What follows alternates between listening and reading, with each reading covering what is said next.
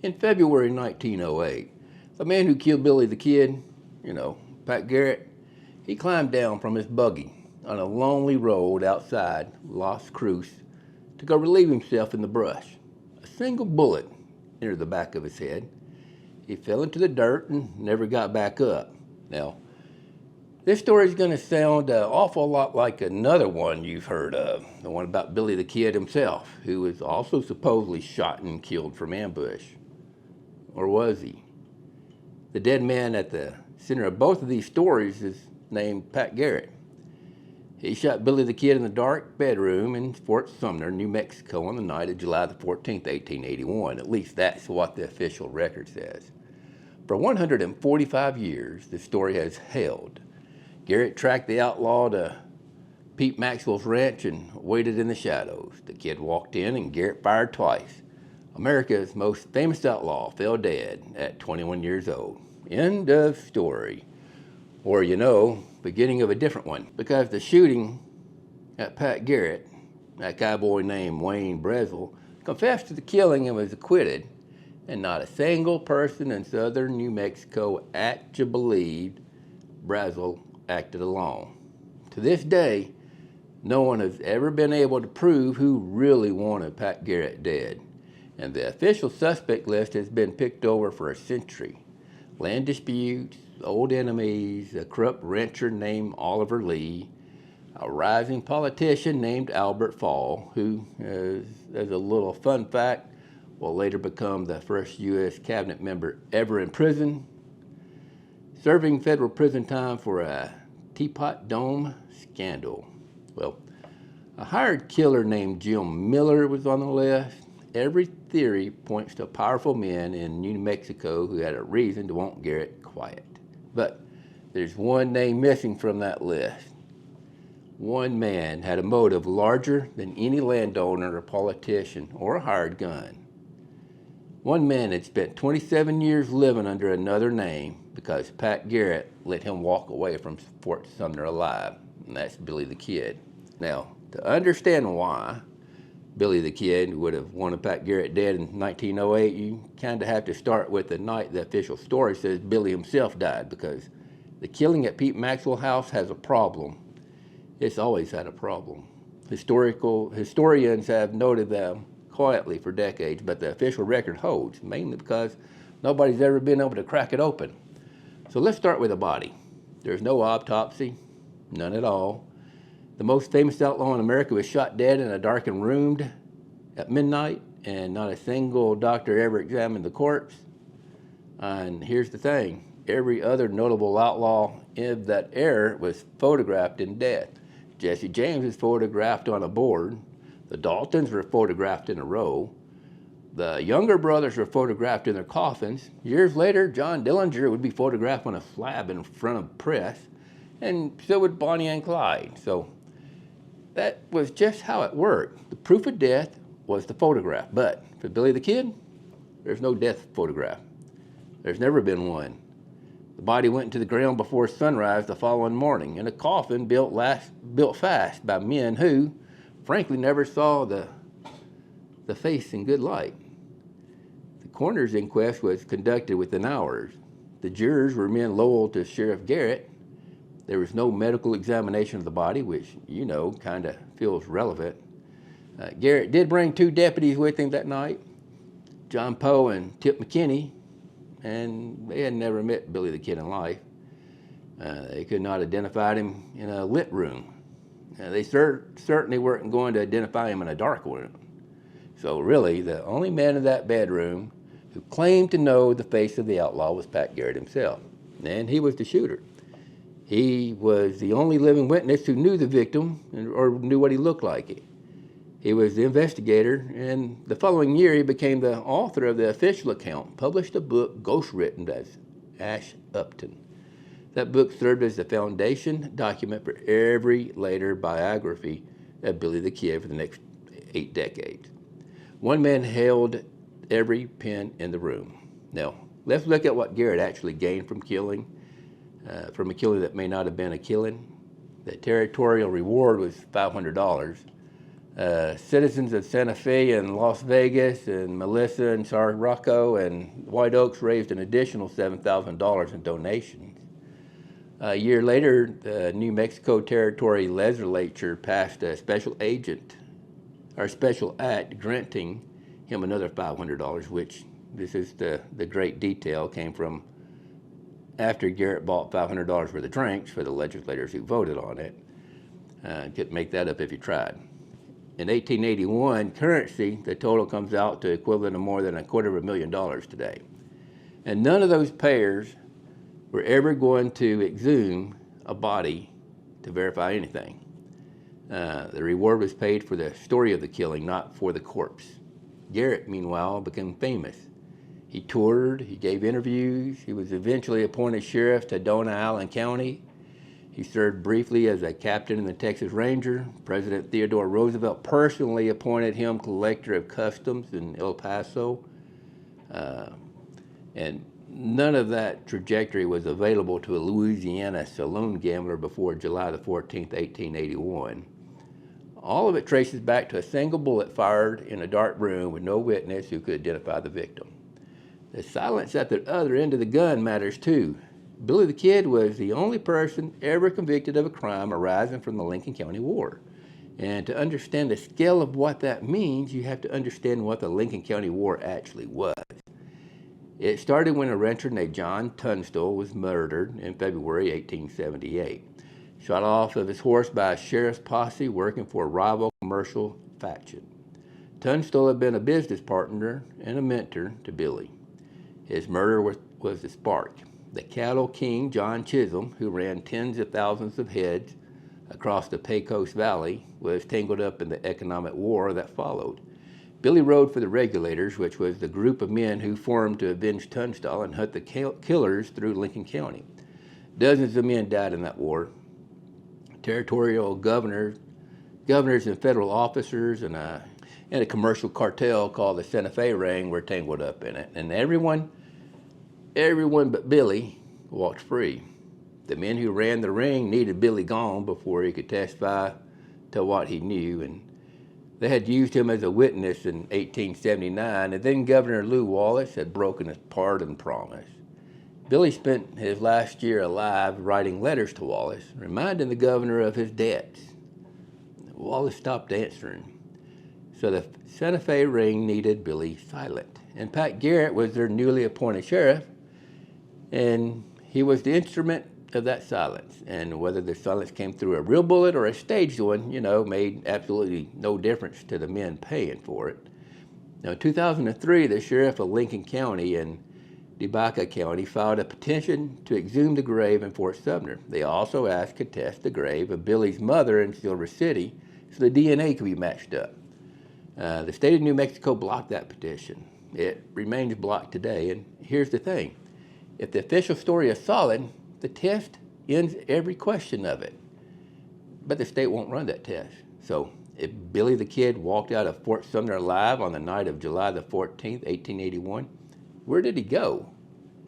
Well, the most developed survival account on the record comes from an old man in Hico, Texas, who went by the name of Brushy Bill Roberts. In 1948, a probate investigator named William Morrison tracked down Roberts after years of following rumors through the border country. And Roberts told Morrison that he was none other than Billy the Kid. He said Pat Garrett had shot a different man that night. He said the man Garrett killed was a drifter named Billy Barlow, and that Garrett had passed Barlow's body off as the Kid's. Roberts said he fled to Mexico after the shooting. He lived for years among the Yaqui and the northern frontier. He came back to American Southwest under a series of aliases. He worked as a performer on the Wild West show circuit, riding in exhibitions through Texas and New Mexico.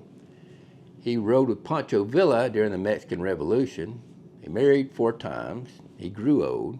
Now, historians have never accepted the Brushy Bill claim. Famous records show Roberts was born in 1879, which would have made him 2 years old when Billy the Kid was supposedly died. So the official record dismisses him as an imposter and moves on. But let's set the imposter question aside for a moment. Look at what the Brushy Bill story actually describes. Whether or not Ollie Roberts was the real Billy the Kid, the geography of the survival narrative places its subject in a very specific corridor for 27 years, northern Mexico, the Texas border country, the cattle ranchers, and the southern New Mexico. Wild West shows that toured through Texas and New Mexico, Pancho Villa's revolution along the Rio Grande, a small Texas town called Hico, about 200 miles east of El Paso. So look at where Pat Garrett spent those same 27 years. After collecting his rewards in 1881 and 82, Garrett moved to Texas, running unsuccessful for the state senate. He served briefly as a captain in the Texas Ranger. He came back to New Mexico and ranched as Roswell from 1882 to 1896. I wonder if he saw any UFOs. He moved to Uvalde, Texas in 1891. He returned to New Mexico in 1896 to investigate the disappearance of an attorney named Albert Jenkins. His last name was Fountain, so it's Albert Jennings Fountain.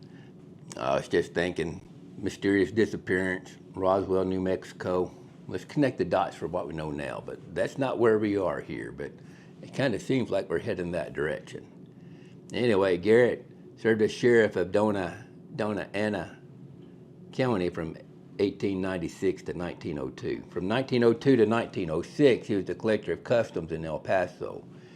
In the towns he lived in, they traced the same exact corridor where the survival story takes its subject to, or takes its place. So Roswell and Uvalde sit along it. Las Cruces and El Paso sit along it. The line runs 600 miles through Texas and New Mexico and along the Mexican border. So if Billy the Kid was alive, the two men were never very far apart. They lived along the same rivers and in the same cattle towns. They could have crossed paths 100 times in 27 years. They could have crossed paths once. They could have stayed at opposite ends of the corridors and known every single day exactly where the other one was at. There is no documented meeting between them because, of course, if there's a documented meeting between them, there would be documented that Billy Kid was still alive. So, and there couldn't be. The entire arrangement, if it existed, depending on the absence of a record, a photograph or a letter or a sign registering a hotel room would have collapsed the whole deal. The silence between them isn't evidence that nothing happened. The silence is the precondition of everything that did. And then came Pat Garrett's final years, and that silence becomes dangerous. Garrett lost that customs job in 1906. President Roosevelt told him to his face that would be no reappointment. So Garrett returned to his ranch outside Las Cruces. He was drinking heavily and gambling and drowning in debt. He had borrowed money that he couldn't return. He had co-signed on a loan he couldn't recover, and he leased part of his ranch to a cowboy named Wayne Brazel. And 2 years later, Brazel would put a bullet in his head. A broke, drunk, desperate Pat Garrett was a problem for every man who knew what he knew. The Santa Fe rang. Those people had reasons that historians have cataloged for over a century. Albert Fall wanted Garrett quiet. Oliver Lee wanted Garrett quiet. The El Paso Circle wanted Garrett quiet. Water rights and old grudges and the reopened Fountain investigation all gave them reason. But none of those men had the reason that mattered most. None of them needed Pat Garrett dead the way one other man did. None of them would lose everything if Pat Garrett, drunk in Las Cruces saloon, finally told someone the truth about Fort Sumner. On the morning of February the 29th, 1908, Pat Garrett climbed into a buggy with two men. Carl Adamson was driving. Wayne Brazel rode in the back. Brazel, again, was the cowboy who had been leasing part of Garrett's ranch, and the three of them were headed into Las Cruces to settle a dispute about the lease. About 4 miles from town, on a stretch of road through Almeida Arroyo, the buggy stopped. Garrett got down to relieve himself in the brush. A bullet entered the back of his head. He fell forward into the dirt. A second bullet struck him in the stomach as he lay there. Just like that, the most famous lawman in the American Southwest was dead at 57 years old. Wayne Brazel confessed within hours. He said Garrett had drawn on him first. There's no autopsy of any depth and no thorough forensic examination of the scene. There's no serious investigation. Brazel went to trial in 1909 and was acquitted of murder in less than a day on grounds of self-defense.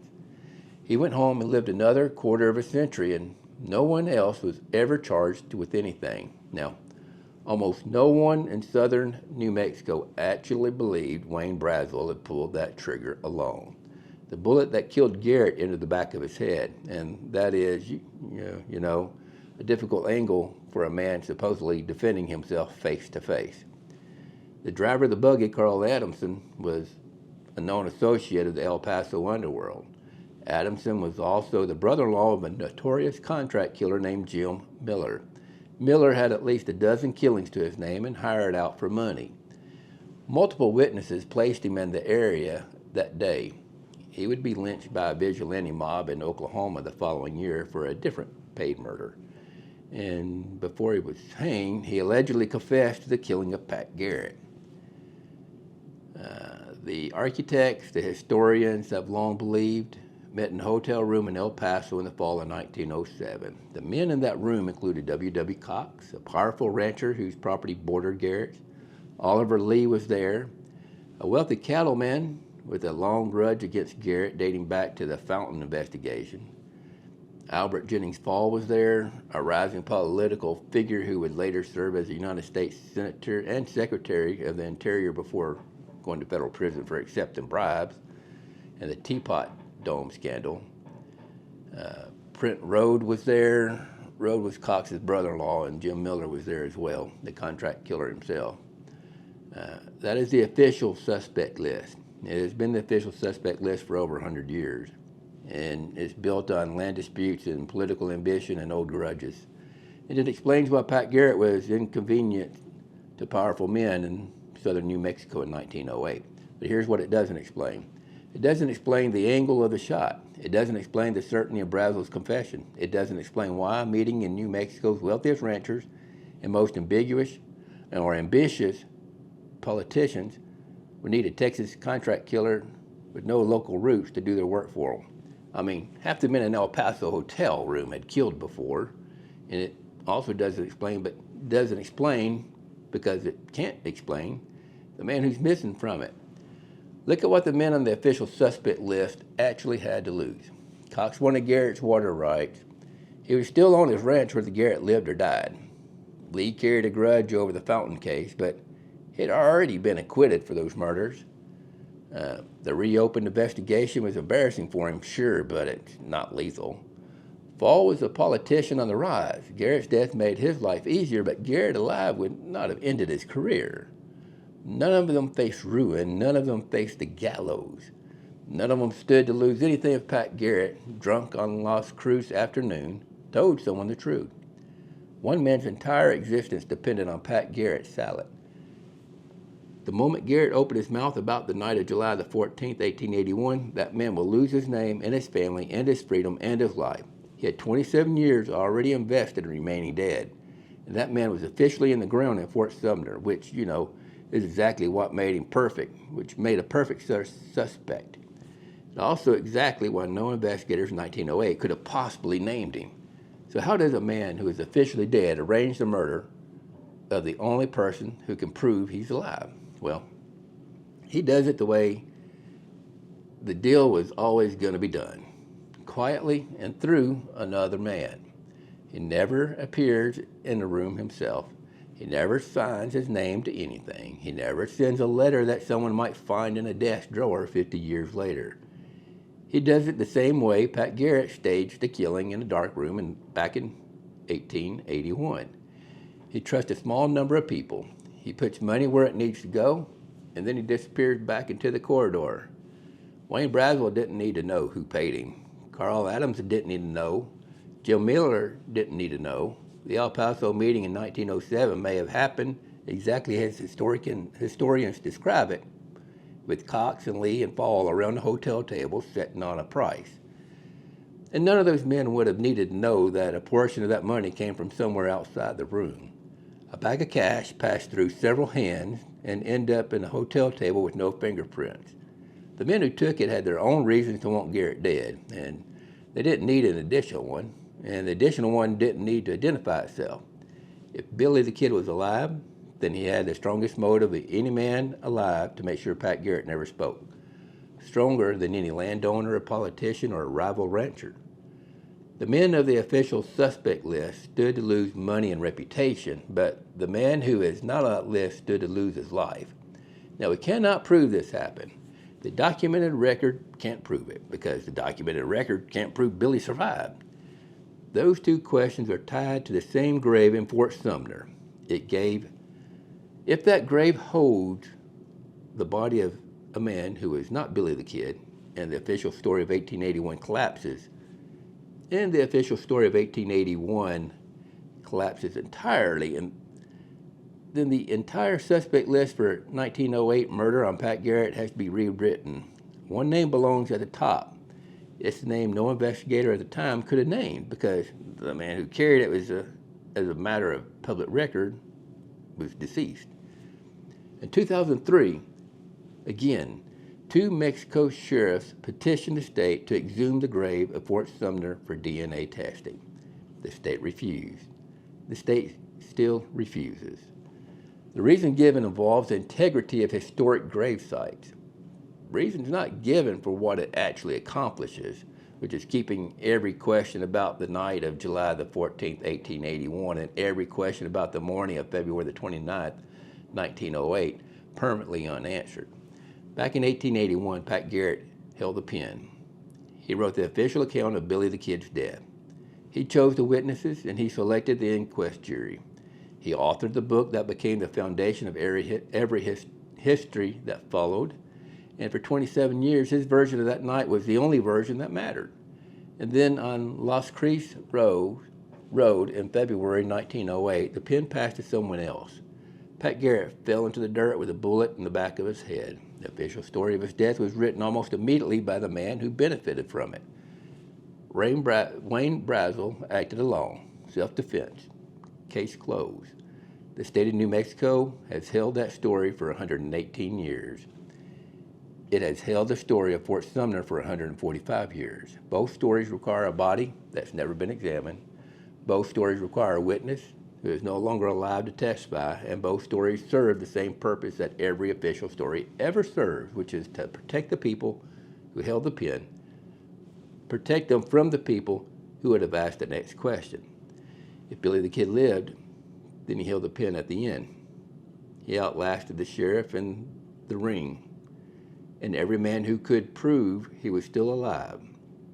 And somewhere in New Mexico newspaper, in the first week of March 1908, an old man in a small Texas town read a headline that closed his account with Pat Garrett.